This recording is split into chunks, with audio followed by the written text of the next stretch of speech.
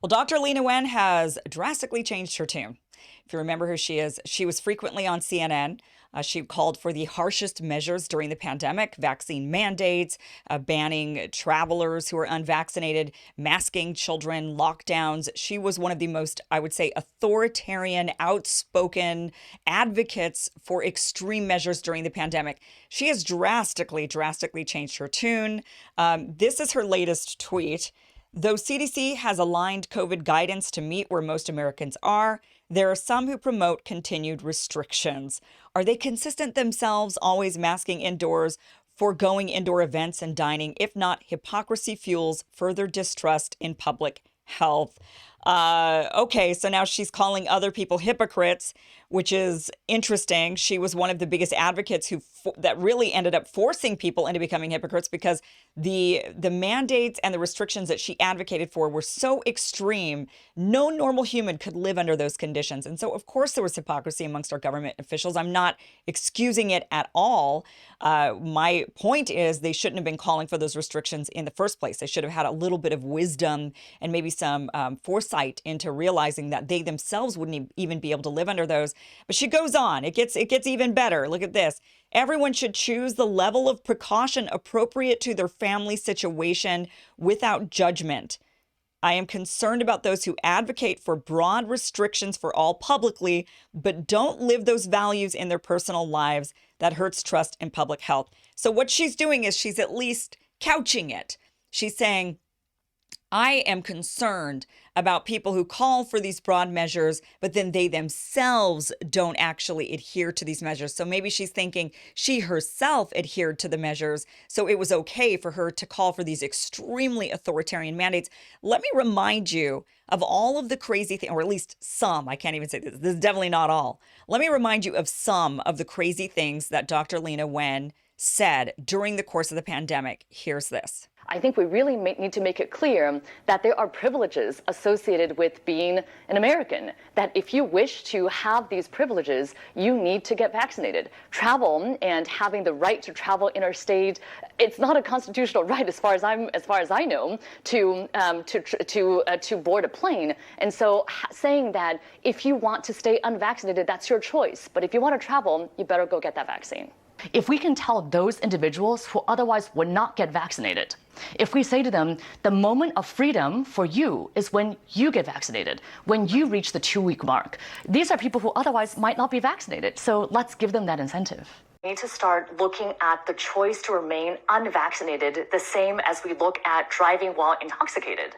That you have the option to not get vaccinated if you want, but then you can't go out in public. Because when you go out in public, you have the potential of infecting other people with a potentially deadly disease. Just like you can choose to drink in private if you want, but if you get behind the wheel of a car and can endanger other people, there is an obligation by society to prevent you from doing that. So I think what President Biden did today is exactly right to say that the vaccinated should not have to pay the price for the so-called choices of the unvaccinated anymore. Although to your point, Chris, I definitely wished that he had also announced some type of proof of vaccination, because at this point we have this flimsy piece of paper that's so easy to counterfeit. And I mean, we don't allow this to board an airplane, right? You don't go to the TSA checkpoint and say, I am who I say I am. Here's a piece of paper where I wrote my name. I don't understand this personal choice that some people are making. I mean, what kind of choice is it to infect other people, including other people's children? And so I think parents should know that they need to do their best to protect their children by getting vaccinated themselves, as Dr. Walensky very well said. And I think we also have to keep in mind that indoor masking remains important for our young children. If they're not yet able to be vaccinated, they should still be wearing masks indoors, including in the classroom. We know that the vaccines protect you very well from getting infected, but they don't protect you 100%. Risk is additive. And so if you are around people, all of whom are vaccinated, there's no risk to you. But if you're around a lot of people who are unvaccinated, and there is a lot of community spread in that area, and very likely those people who are unvaccinated and unmasked are also engaging in high-risk activities themselves, then your risk increases for contracting COVID-19 and again, possibly of being a carrier to others. And so I think if you are living in an area with low rates of vaccination, high community transmission, especially of the Delta variant, I would make sure to be wearing a mask indoors in crowded spaces. You recently wrote in a Washington Post piece making the case that President Biden is right to fight Omicron with travel restrictions, but you say that more must be done. What more should be done? Should a vaccine requirement for domestic travel be something that the White House considers? Yes, there is a lot that's already in the Biden winter strategy, but I think the right components are there, but not to the degree that they can be. So Omicron may have, or it looks like it does have additional mutations that could render the vaccines less effective. But all signs point to the vaccine still being somewhat effective. And the other thing, too, is getting a booster increases your antibody response, including against new variants that are developing. And so our best protection now against the variant would be to get the booster dose for those who haven't already, though we also cannot forget about the other measures that have been in place as well, including indoor masking, which I believe that states and local jurisdictions and businesses that have let go of indoor mask mandates, they should bring it back as well as an additional step to protect against Omicron. We need to reset our expectations.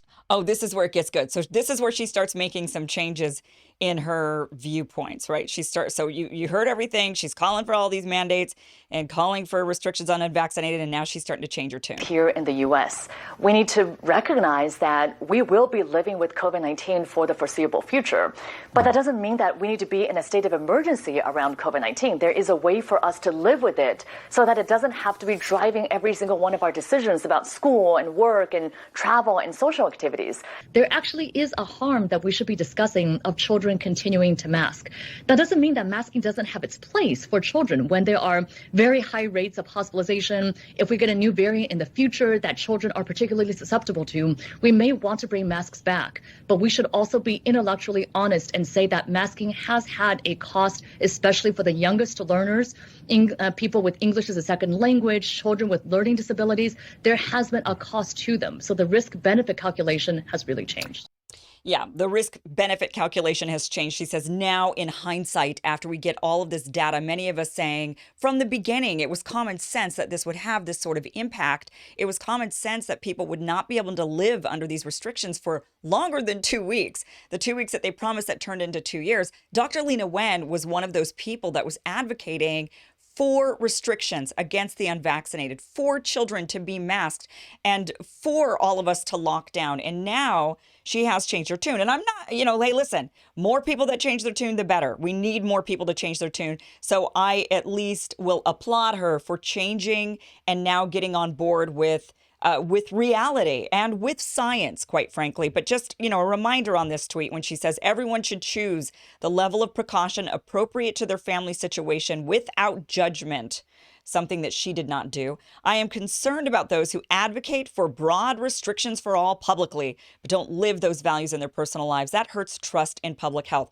The trust, Dr. Leana Wen, is already gone. And unfortunately, you helped to create that division between those of us who just did follow public health advice, thinking that the scientists were behind it, that the doctors were behind it, and that they truly had our best interests in mind. We believed a lot of that. We had a lot of faith in that. And it was unfortunately you, Dr. Leana Wen, who helped erode that trust. Now, she does address this. Someone asked her, I worry about your hypocrisy, calling for science and health-based restrictions, especially for the immunocompromised, and then unable to be unvaccinated children until your family got COVID, and then you decided you were done, and those still vulnerable didn't matter to you. Now, this person, of course, is speaking from a position of, oh, now you're being a hypocrite. We're still vulnerable, and oh, you're fine, and so now you're saying it's okay. So that person's coming from that angle, which is not the angle I would have taken, right? But she did respond to it, and that's what I really want to show you. Here's her response. Actually, my turning point was around December 2021 with the arrival of Omicron and the recognition that COVID is going to be here with us. I spoke about this multiple times, including recently at Aspen Ideas. So she's saying, no, it wasn't because I got the virus and now I'm fine. I don't believe that, by the way. I do think that part of her turning point was getting the virus herself. And I think that's happened for a lot of people. I think fear really drove this pandemic. People were operating from a base of fear, and fear is never a good place to be making decisions from. Pretty much every single atrocious thing that's ever happened in the world stemmed from fear. Somebody was afraid of another group of people or something happening, and they then took action. And a lot of times that action turned to be very authoritarian, very at times violent in situations of like war or trying to eradicate groups of people that you're afraid of. Fear is never a good place to make decisions from. And I do believe that a lot of people were extremely afraid of the virus, even when they had no logical scientific reason to be. Younger, healthy people, thin. They did not have high rates of, they weren't obese, they weren't diabetic, they weren't hypertensive, they didn't have asthma, they didn't have some sort of lung disease, and yet they were still extremely afraid. But it was only when they got COVID and they saw that it was like a cold, for many it was kind of in between a cold and a flu. Worse than a cold, not as bad as the flu. And when they got through it, they thought, oh, okay, well, I guess there was really, I've been there, done that. I'm not that afraid anymore. It's like jumping into a swimming pool, I guess, for the first time. And I do think that helped mitigate the fear for a lot of people. And then they started saying, okay, live and let live. But it just took they themselves getting the virus. So I actually agree with the guy criticizing her that it was probably had to do more with her getting the virus and her children getting the virus and her saying that they survived just fine. So now she's changed her tune. Again, happy she is. We need more people out there, especially on outlets like CNN. She was brainwashing people for a year and a half, telling them, or for 2 years, stay inside, fear the unvaccinated, those terrible, despicable, selfish people. And now she's giving them a different message. And maybe those people, many of us have them in our family. Many of us lost friends and family members during the pandemic. And maybe those people will have some sense talked into them now that the people they revered are now changing their tune. They won't have an excuse but to change theirs as well. Before we move on here, or before we end it here, I do want to show you Albert Bourla, the CEO of Pfizer. He has tested positive for COVID. He says, I would like to let you know that I have tested positive for COVID-19. I'm thankful to have received 4 doses of the Pfizer vaccine, and I'm feeling well while experiencing very mild symptoms. I'm isolated and have started a course of Paxlovid. So he's taken 4 doses of Pfizer's vaccine, and he still feels that he needs to take Paxlovid. That right there shows you when they say, once you get the vaccine, you are safe. And first they said you won't spread it. Now, Pfizer never really actually said that specifically, but that was the common thinking in the mainstream media and amongst most people, right? They thought, well, if you got the vaccine, then you won't spread it. So everybody needs to get it. And then it morphed into, well, okay, it doesn't stop transmission, but if you get it, you won't get sick and you won't miss days from work. And so that is really important. And then, of course, they saw that even the vaccinated were missing days from work, felt miserable. They felt sick like they had the flu. And then it morphed into this, well, you won't die. Well, if that's the case, if you truly believe that, which now you're striking out here. So if you really believe that, then you wouldn't really feel the need to take the Paxlovid round. But the fact that now Anthony Fauci, Joe Biden, Albert Bourla, these guys are all taking Paxlovid means they don't actually trust the vaccine. Bottom line, they have already eroded trust. Talk about eroding public trust in public health officials. The fact that these guys are saying 2 doses to stop the spread. 2 weeks to stop the spread, 2 doses to stop the spread, 3 doses to stop the spread, 4 doses so you don't die, 4 doses plus Paxlovid, and maybe another one because you ended up with a rebound case.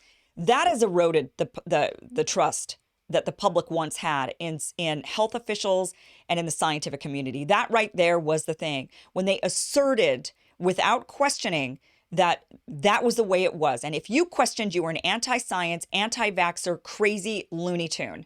They owe us all an apology. But of course, are we going to get it? I don't know. At least they're starting to change their tune, and they're starting to expose their own just. Yeah, I'm just so frustrated by this whole thing. But they're exposing their own hypocrisy or their own fears, and then they called others who were afraid anti-vaxxers. Now, Albert Bourla goes on to say, Uh, okay, he goes on to say here, we have come so far in our efforts to battle this disease that I am confident I will have a speedy recovery. I am incredibly grateful for the tireless efforts of my Pfizer colleagues who worked to make vaccines and treatments available for me and people around the world. And Paxlovid is not approved, but is authorized for emergency use by the FDA to treat mild to moderate COVID-19 in high-risk patients 12 plus, weighing at least 40 kilograms with positive results of SARS-CoV-2 viral testing. See safety info. Right, except it wasn't in the testing, and Albert Bourla knows this, Paxlovid is his product.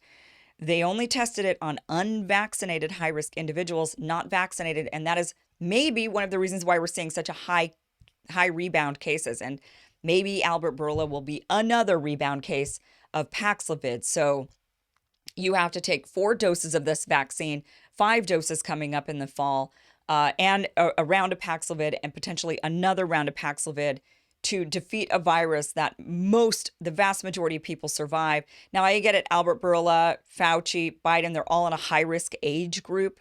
Fauci and Biden for sure in a very high-risk age group. So I actually I don't blame people for trying anything and everything. So I'm not saying to them, risk it, although they were the ones that pushed it on everybody and even called for mandating and even called to ruin people's lives. They lost their jobs. Kids are not being educated. So you do kind of want to say to them, if you had all this trust in this to the point where you were willing to ruin everybody else's life, then maybe you should just put all of your eggs in that basket. And you need to just roll with it and see what happens. And because that's the claim you made, but I really don't blame people for wanting to take anything and everything to help them survive, especially if they are in these high risk groups, which includes higher ages and having certain illnesses. Now, a lot of people are sitting there thinking that they're immunocompromised or they're high risk, and they're really not, because unfortunately, another way our public health officials have failed us is that they have not fully educated the public on what is truly a high-risk category for COVID-19. They have failed on that front. And now you've got reasonably healthy young people who maybe they've got a little thing here or there. Everybody's got a medical illness of some kind or a medical ailment of some kind. And they're thinking, well, I'm high risk now. And that is not necessarily true in many cases. In most cases, in fact, it's not true. Most people survive COVID just fine. So there you have it. I guess the tune is changing, the tide is changing, and hopefully more of these people will wake up from the days that they were in, from the fear that caused them to be in it, and hopefully they will start recognizing the error of their ways in the past and start changing their tune. But we shouldn't really fully let them get away with it, because otherwise they'll just march forward and they'll do it again to us in the future. They need to be held accountable to some degree, so that they're not the prominent voices the next time around. That needs to happen. Thanks, guys, so much for joining me. Thanks for watching The Kim Iversen Show. You can like, share, and subscribe so you never miss an episode. And join me in my locals community. That link is down below. I'll be doing a live stream today, a casual live stream.